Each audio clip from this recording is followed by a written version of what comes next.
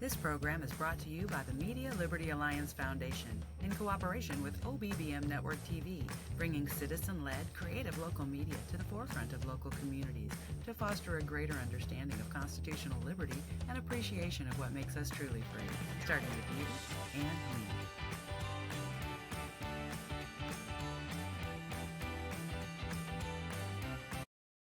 The Zach Rateliff Show is brought to you by Mortgage Financial in Texarkana, Texas, Elmwood Custom Goods, and Church on the Rock, Texarkana. That's churchontherock.org.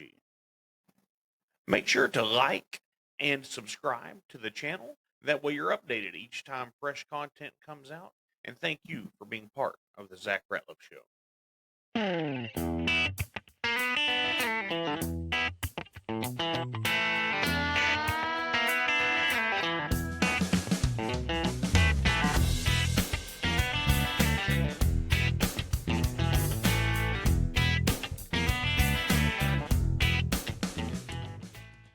Hello and welcome to the Zach Rateliff Show. I'm Zach. This is Chris Spencer. What's going on, Chris? Hey, Zach. Fast and furious, brother. You know how it is. Yeah, man. You guys have been getting it.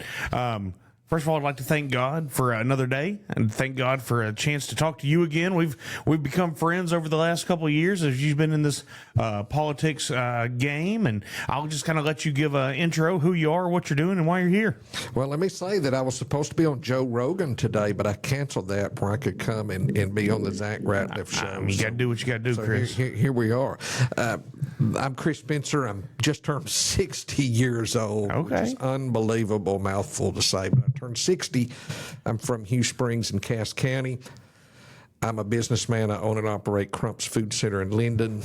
Married with 2 boys, a daughter-in-law, a grandson who's a lot of our life. And he's sharp, too. Isn't he something else? Yeah. He's the real deal. 9 years old, will be 10 in February, and we're just excited, and he's chomping at the bit to go door knock. And he's back in it, isn't he? He was in it last time. He was in it. He was in it full throttle. And sometimes when I'm out on the campaign trail and without him, he says, "Big Daddy, how are you campaigning? I'm not with you today." Yeah, you don't even know what to do. Yeah.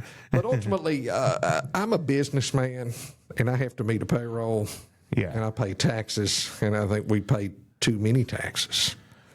Oh, So I'm with you on both of those points. Big part of the reason I'm running. I served at the pleasure of the Governor Abbott, as chairman of the Sulphur River Basin Authority for 5 years until I ran last time. And water issues are a big concern of mine, specifically stopping the development of the Marvin Nichols Reservoir.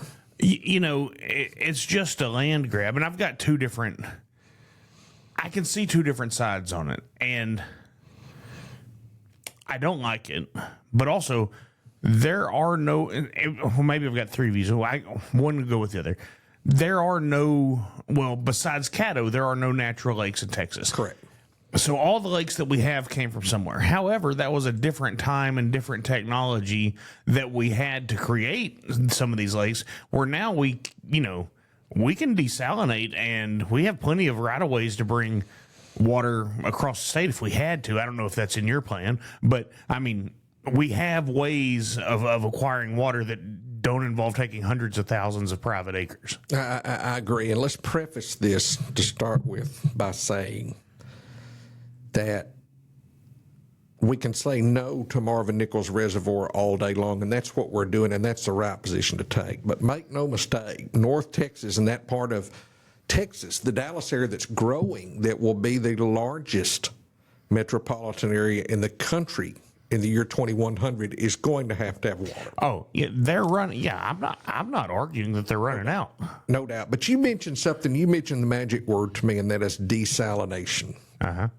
I support desalination on the Gulf of America, down on the Gulf Coast, and there's enough water in the Gulf of Mexico to meet the water needs of Texans forever. Yeah, it's like an ocean. Yes. Because it is. Yeah, I mean, we could easily pull that. I don't know about easily, but Israel does it. I mean, it's not a technology we don't have access to. That's correct. And it's futuristic, but I do have a plan, and it's a serious plan, concrete plan to begin laying the infrastructure, because it's not so much, Zach, just the building of the desalination plant.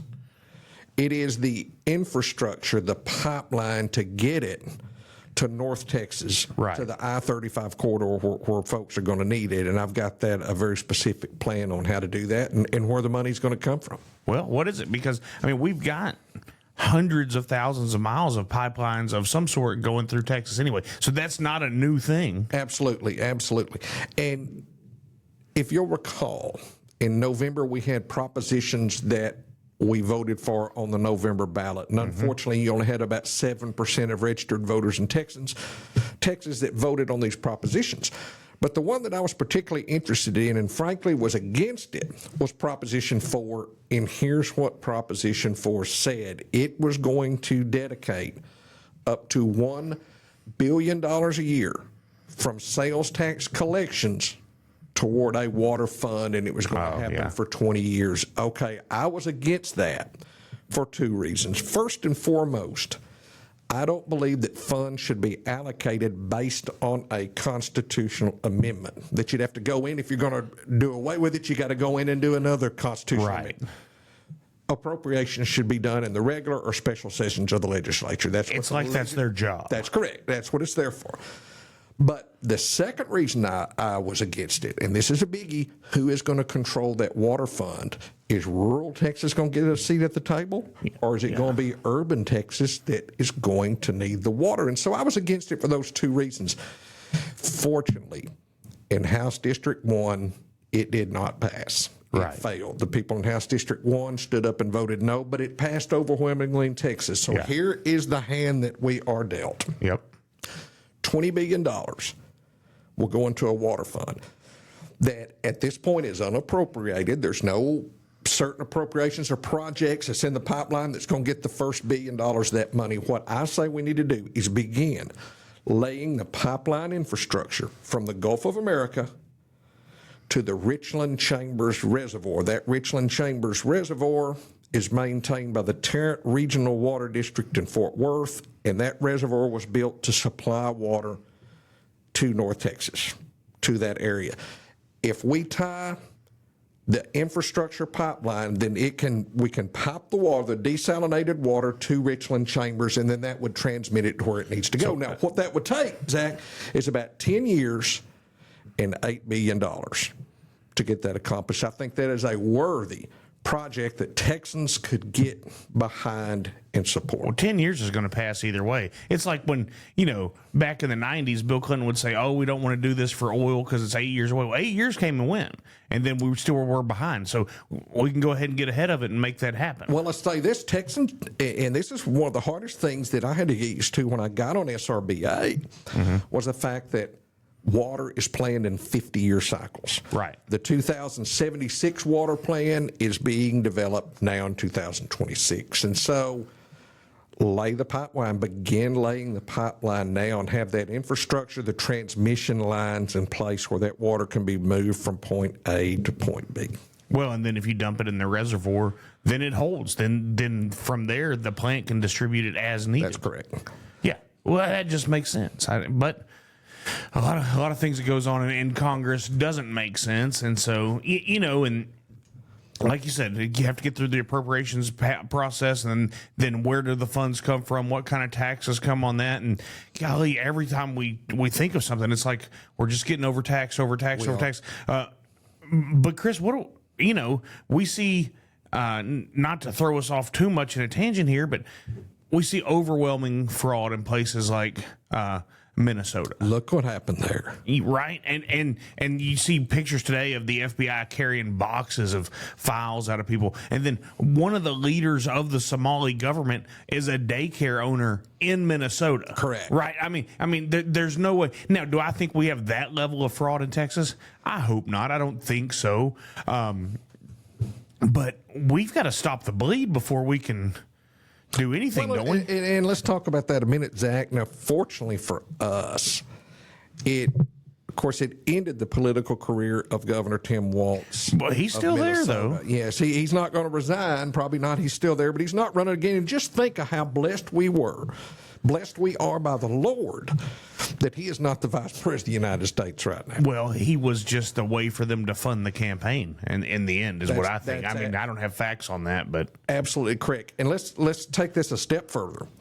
As you know, my main goal as a state representative is the eventual elimination of property taxes. Has to be reformed first, but to totally eliminate property taxes. But to do that, Zach, we've got to get a handle on spending first. yeah.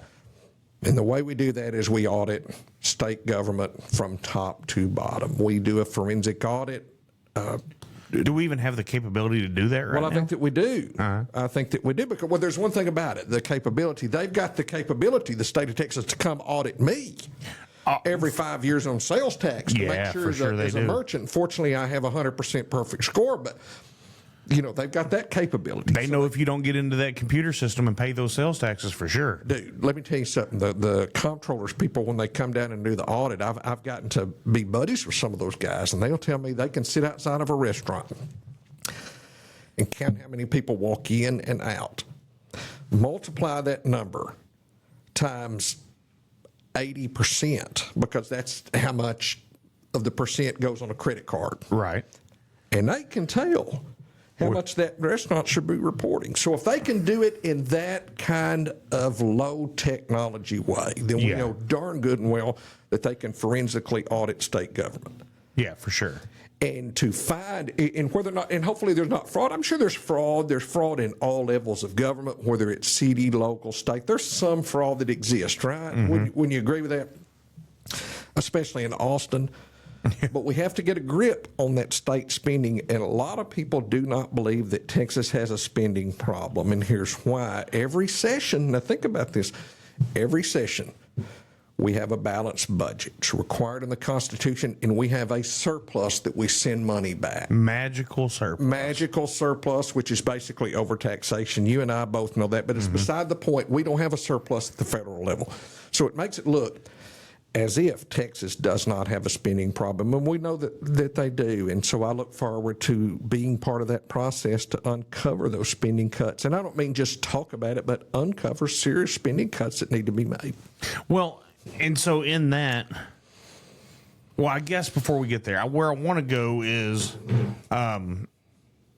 there enough conservatives in Austin to ever make that happen? But that has to be paired with your plan for property taxes. And like you said, reform. How does that look? How do we do that going forward?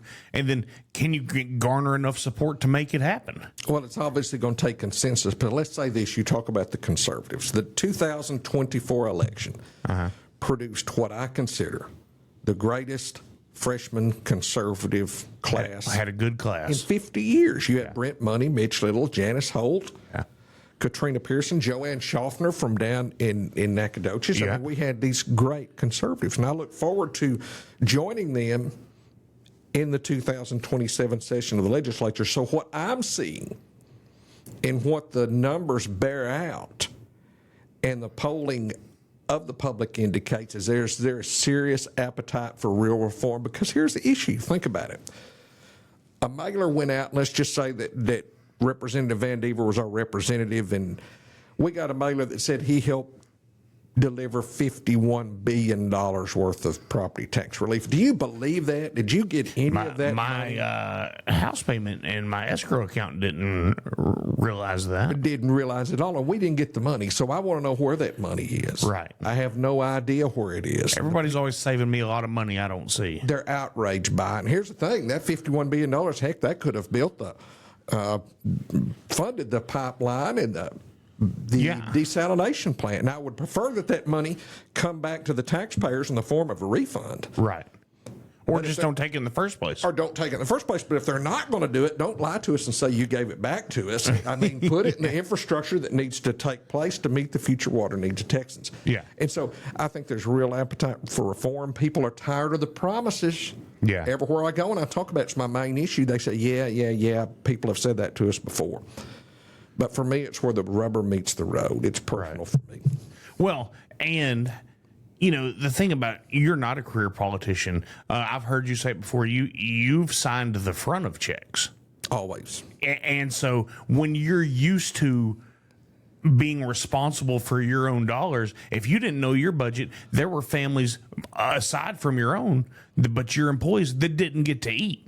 Yes. They weren't able to pay for their life. So it's always been a part of you, if I understand this correctly, to say, hey, I'm responsible for others through my fiscal stewardship of this money. Well, and let me tell you, my family, we first built the grocery store. That we've been in grocery business for 65 years. We built this store that we're at in Linden in the year 2000. Buddy, we almost didn't make it. 9/11 happened right after. I had to reorganize our debts and so forth. It was very, very tough. But that was 24 years ago. And we've made every payment, been current with everyone, made every tax payment for 24 years. But when I first got married to my wife, I was scared enough to tell her that there was a period of time that I wasn't drawing a paycheck and she didn't know it. So those were tough times early in our marriage, but my employees never missed a check. My employees never got a check that was bad. Right. Now, and hey, I've worked for some places that they would not, they'd be like, hey, we can cut you a check, but you can't take it. And I'd be like, I don't have to work then. Like I'm not coming in if you can't pay me. But that's when you say you've never written a bad check. If someone's never been in business or known about the finances, there's a lot of employers out there that are floating those checks. I mean that's a real. Well, it's tough. Being in business is tough. It's a hard thing. People don't realize that, and one of my opponents is making telephone calls out there and trying to exploit the fact that I had, some financial problems 24 years ago. And I love to mention that because I can get in a room of people and have met very few people that didn't have.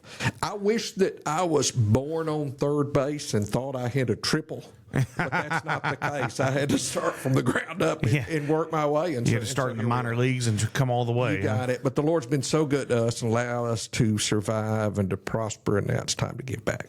Well, so like I said, we met on the last race, and that was you and Dale Hulls, and then Gary Van Dever was in on that. And, I had the opportunity to talk to all three of you multiple times and go in there. Now Representative Van Dever's decided not to run again.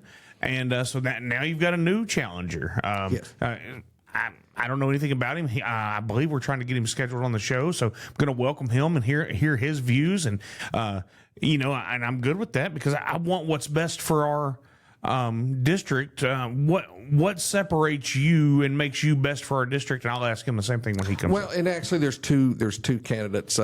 Josh Bray from Paris, who I know Josh not very well, but I've interacted with him before.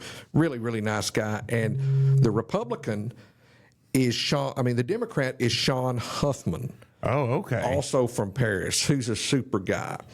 And I think that what differentiates me from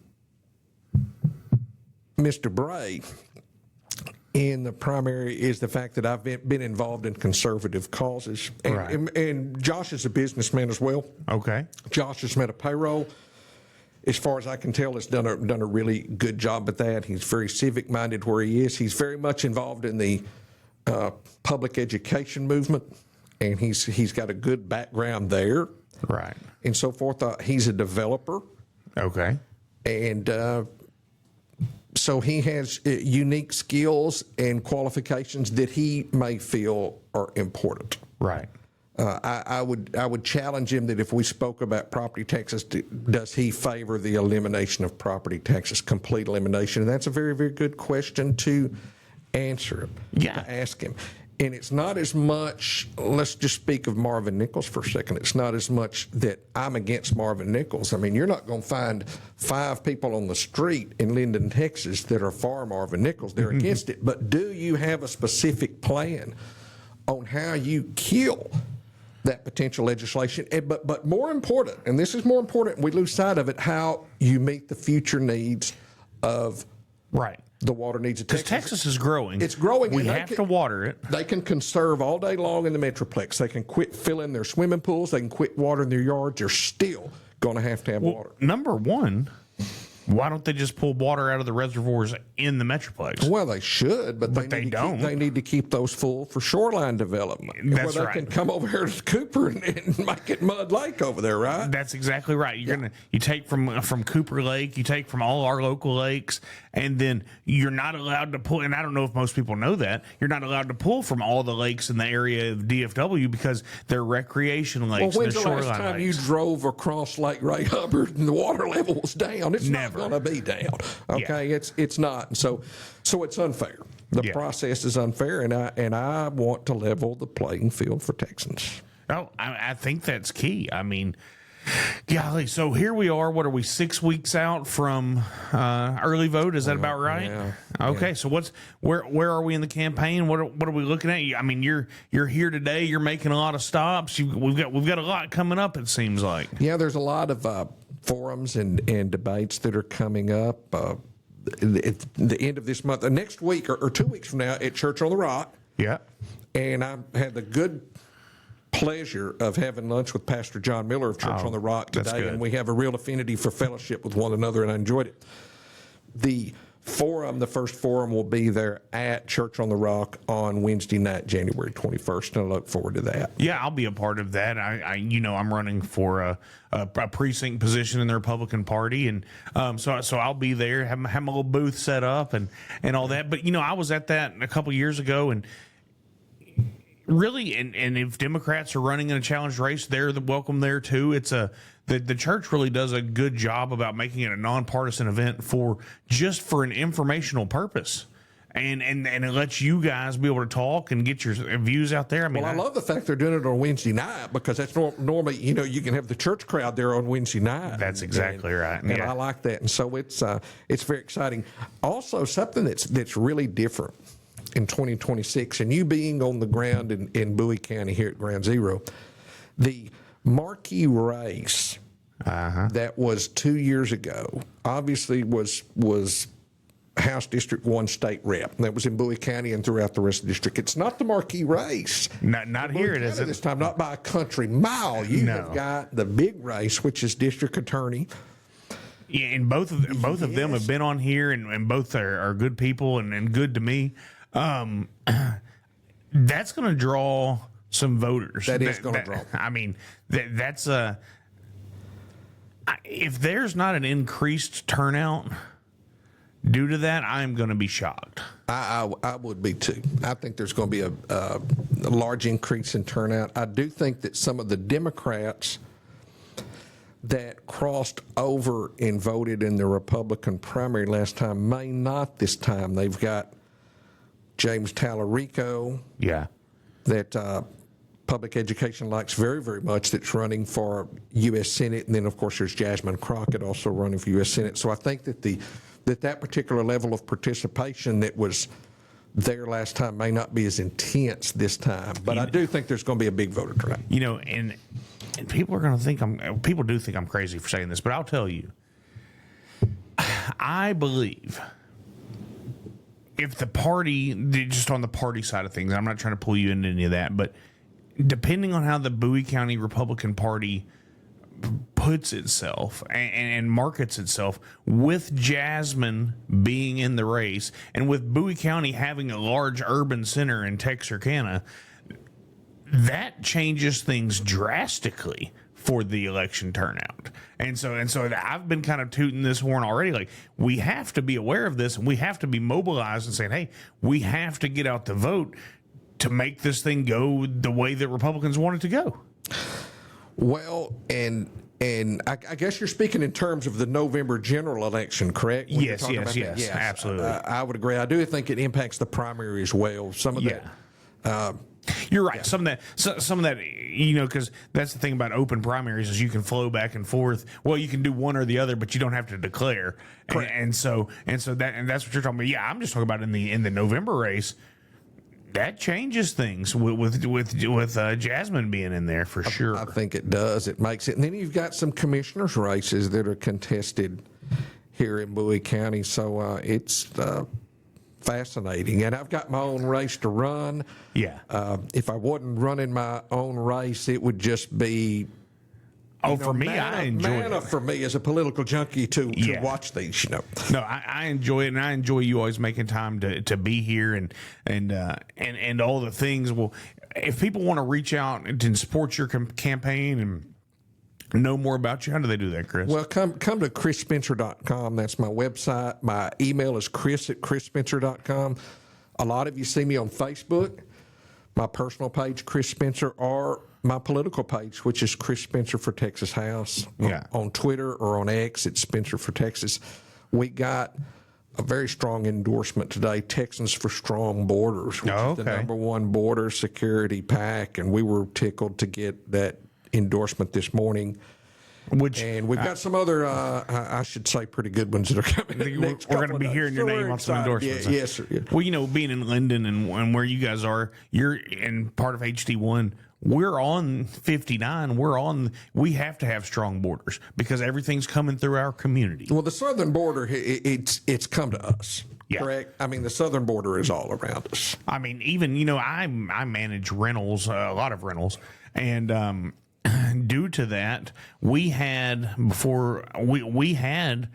certain renters once Trump won and got into office just disappear, and it was because they chose to self-deport because they could take all their stuff with them. So it's right here in HD1, whether we want to admit it or talk about it. I mean, because I was even talking to the maintenance guys on the team and all that. I'm like, oh, you know, as we kind of sorted out, we're like, oh, this is what happened because they wanted to be able to. So, I mean, yeah, that border security is real for this area of the world. Absolutely. Absolutely. Okay. Well, hey, I'll let you get out of here. I appreciate you so much coming in today. It's always a pleasure talking to you. I enjoyed it. Thank you, Zach. Thank you. All right, everybody. I hope God blesses each and every one of you today.